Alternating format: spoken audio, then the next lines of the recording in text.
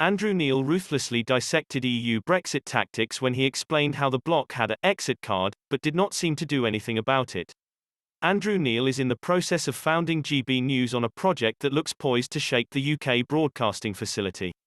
Mr. Andrew Neil is one of the most highly regarded voices in the political world, and his analysis of the post-Brexit EU will amaze one in Brussels. Speaking to an audience at the Centre for Independent Studies, Mr. Neil called the rise of populism at the end of the last decade the most important, democratic, political development of our time. He argues that the combination of Leave's victory in the 2016 referendum and the election of the former US president has sparked fears across European capitals about what might happen next. According to But he pointed out that Brussels was handed a get-out-of-jail card, only for leaders to do nothing with it. And yet it looked for a while as if Europe was going to get a get-out-of-jail card.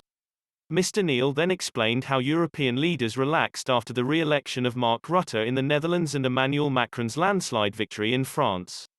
In March of 2017, Geert Wilders in Holland did not do as well as he hoped to, and Mr. Rutte, the mainstream prime minister, remained prime minister. The mainstream parties lost, Wilders did quite well, but not enough for a breakthrough. And then came the biggest hope of all, when Mr. Macron swept all before him in the French presidential election. Not only winning 2-1 in the second round of voting but getting a landslide majority for a party that hadn't even existed a year ago in the French parliament. And the European establishment breathed a sigh of relief and thought that the Macron spring was a sign that Europe had dodged the bullet, that the kind of populist tendencies that had given us Brexit.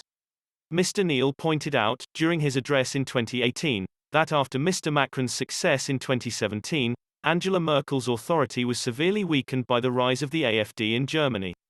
After this, hard-right parties came to the fore in both Norway and the Czech Republic. While in Italy, Matteo Salvini rose to the rank of deputy prime minister. Indeed, ahead of the 2022 French presidential election, he faces the unenviable task of fighting off a resurgent Marine Le Pen. The bloc's future looks even more uncertain today than it did at the time of Mr. Neil's addresses. European leaders have come under fire for their slow rollout of coronavirus vaccines.